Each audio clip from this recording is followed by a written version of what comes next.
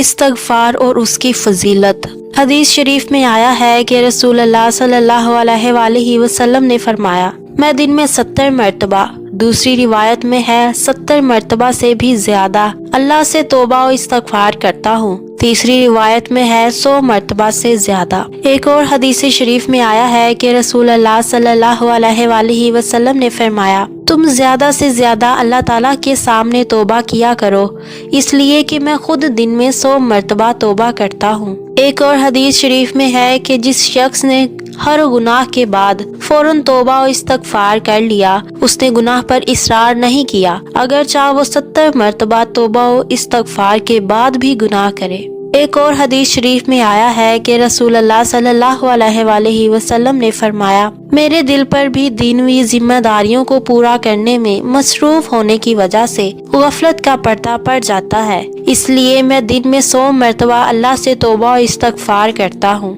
ایک اور حدیث میں آیا ہے کہ آپ صلی اللہ علیہ وآلہ وسلم نے فرمایا، قسم ہے اس قادر مطلق کی جس کے قبضہ میں میری جان ہے، کہ اگر تم اتنی خطائیں بھی کرو کہ ان خطاؤں سے زمین و آسمان بھر جائیں اور پھر بھی تم اللہ سے مغفرت طلب کر لو تو اللہ پاک ضرور تمہاری خطاؤں کو بخش دے گا، اور قسم ہے اس ذات پاک کی کہ جس کے ہاتھ میں محمد صلی اللہ علیہ وآلہ وسلم کی جان ہے،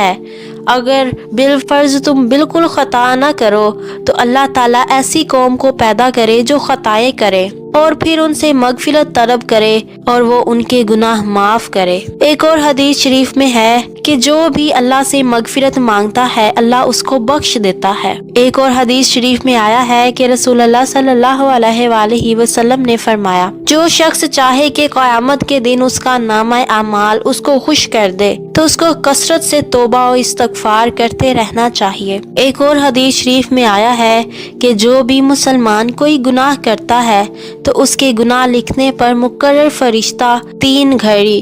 کچھ دیر وقفہ کرتا ہے، اگر اس نے اس 3 ساعت کے وقفہ کے کسی بھی حصہ میں اللہ سے اپنے اس گناہ کی مغفرت مانگ لی تو فرشتہ اس گناہ کو نہیں لکھتا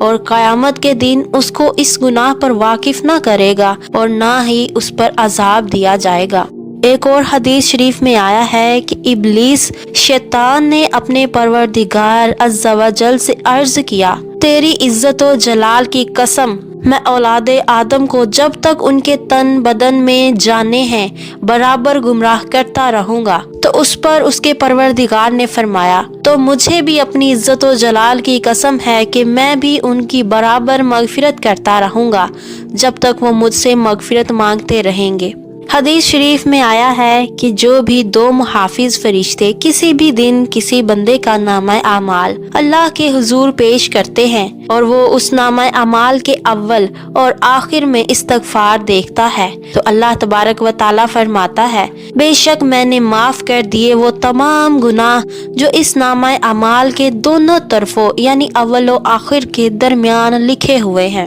ایک اور حدیث قدسی میں آیا ہے کہ اللہ تعالیٰ اولاد آدم سے خطاب فرما کر کہتے ہیں، اے آدم کی اولاد،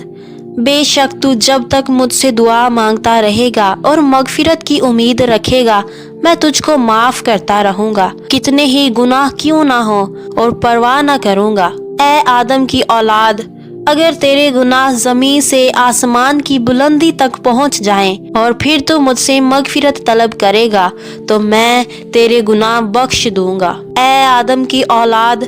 اگر تو زمین بھر گناہ بھی میرے سامنے لائے گا اور پھر تو میرے سامنے اس حالت میں پیش ہوگا کہ تو نے کسی بھی چیز کو میرے ساتھ شریک نہ کیا ہوگا تو میں زمین بھر مغفرت تیرے لیے ضرور لاؤں گا، وسیع تر مغفرت سے سرفراز کر دوں گا۔ ایک اور حدیث شریف میں آیا ہے کہ کوئی بھی بندہ جب گناہ کر لیتا ہے اور پھر اسی وقت نادم ہو کر کہتا ہے، اے میرے پروردگار، میں تو گناہ کر بیٹھا، اب تو اس کو بخش دے، تو اس کا پروردگار فرشتوں کے سامنے فرماتا ہے،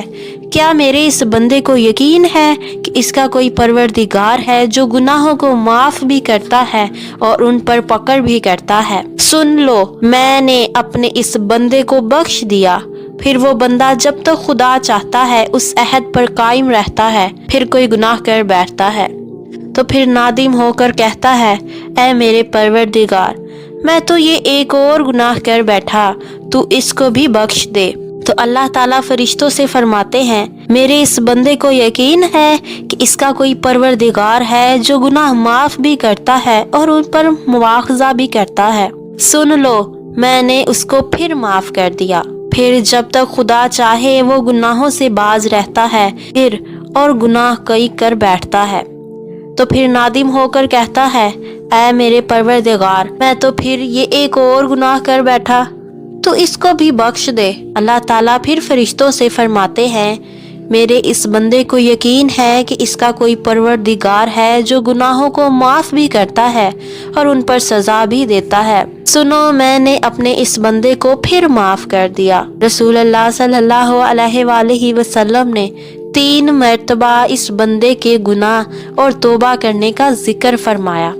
اور اس کے بعد فرمایا بس اسی طرح جو چاہے کرتا رہے، یعنی ہر گناہ کے بعد توبہ کرتا رہے۔ ایک اور حدیث شریف میں آیا ہے کہ خوشخبری ہے اس شخص کے لیے جس کے نامہ اعمال میں کثرت سے استغفار موجود ہو۔ ایک بار ایک شخص نے رسول اللہ صلی اللہ علیہ وآلہ وسلم کی خدمت میں حاضر ہو کر کہنا شروع کر دیا تھا ہائے میرے گناہ، تو اس پر حضور صلی اللہ علیہ وآلہ وسلم نے فرمایا تو استغفار کیوں نہیں کرتا؟ حدیث شریف میں آیا ہے کہ جو کوئی تمام مومن بھائیوں اور مومن بہنوں کے لیے اللہ تعالیٰ سے مغفرت چاہتا ہے، اللہ تعالیٰ ہر مومن مرد اور مومن عورت کے استغفار کے بدلے ایک نیکی اس کے لیے لکھ دیتے ہیں۔ ایک اور حدیث شریف میں آیا ہے کہ جو شخص پابندی کے ساتھ کثرت سے استغفار کرتا رہے گا، اللہ تعالیٰ اس کی ہر تنگی اور سختی سے نکلنے اور رہائی پانے کا راستہ پیدا کر دے گا۔ ایک بار ایک شخص نے رسول اللہ صلی اللہ علیہ وآلہ وسلم کی خدمت میں حاضر ہو کر عرض کیا تھا یا رسول اللہ ہم میں کوئی گناہ کر بیٹھتا ہے، تو آپ صلی اللہ علیہ وآلہ وسلم نے فرمایا اس کے نامہ اعمال میں لکھ دیا جاتا ہے۔ اس نے عرض کیا پھر وہ اس گناہ سے مغفرت مانگ لیتا ہے، تو آپ صلی اللہ علیہ وآلہ وسلم نے فرمایا اس کو معاف کر دیا جاتا ہے۔ ایک اور حدیث شریف میں آیا ہے کہ ایک شخص حضور صلی اللہ علیہ وآلہ وسلم کی خدمت میں اپنی تیز زبانی اور بد کلامی کے عیب کی شکایت کی، آپ صلی اللہ علیہ وآلہ وسلم نے فرمایا تھا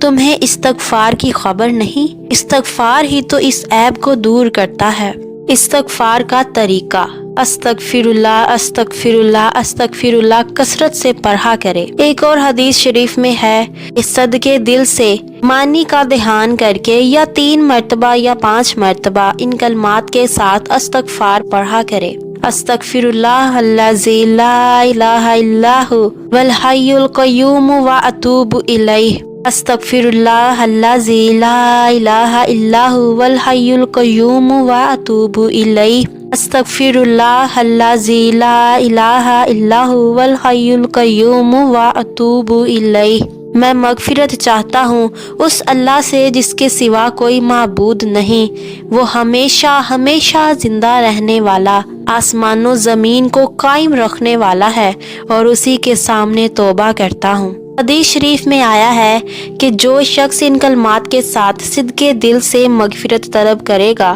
اس کی مغفرت کر دی جائے گی، اگرچہ وہ میدان جہاد سے بھی بھاگا کیوں نہ ہو۔ دوسری روایت میں ہے کہ اگرچہ اس کے گناہ سمندر کی جھاگوں کے مانند بے شمار ہوں، بخشا جائے گا۔